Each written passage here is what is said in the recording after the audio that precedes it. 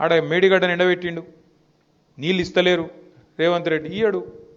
ఎందుకు ఇయ్యాడు? ఎందుకంటే ఆయన బాస్ కింద ఉన్నాడు చంద్రబాబు నాయుడు.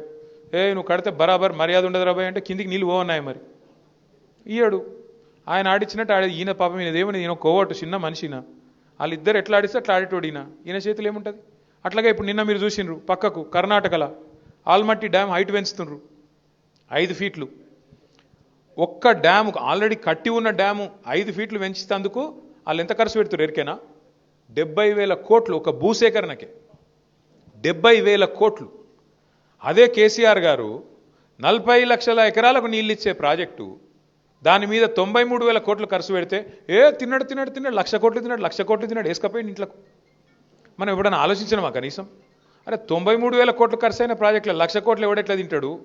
మరి 1,00,000 కోట్లు ఈయననే తింటా బరాజులు ఎవడు కట్టిండు? ఆ పంప్ హౌజులు ఎట్లా కట్టిర్రు? ఆ సొరంగ మార్గాలు ఎట్లా కట్టిర్రు? మరి ఆ మొత్తం కాలువలు ఎట్లా కట్టిండ్రు? గన్ని రిజర్వాయర్లు ఎట్లా వచ్చినాయి? గిన్ని నీళ్ళు ఎట్లా వస్తున్నాయి? ఇలా భూమికి బరువు అయ్యేంత పంట ఎడికెళ్ళి వండుతున్నది అని ఎప్పుడైనా కూర్చొని ఆలోచించినవా? ఇక తిన్నాడట అంటే తిన్నాడు తినే ఉంటాడు. ఇదిగో పులంటే అదిగొత్త ఒక అడిగినోడు లేడు, చూసినోడు లేదు. ఎవరు పడతా వాళ్ళు ఏది పడతారు చెప్పుడు, మనం నమ్ముడు. ఆయనతో పోయి బాయిలో దుంకుతున్నామా బుందలో దుంకుతున్నామా ఏది చూసేది లేదు, పోయి దుంకుడేనే.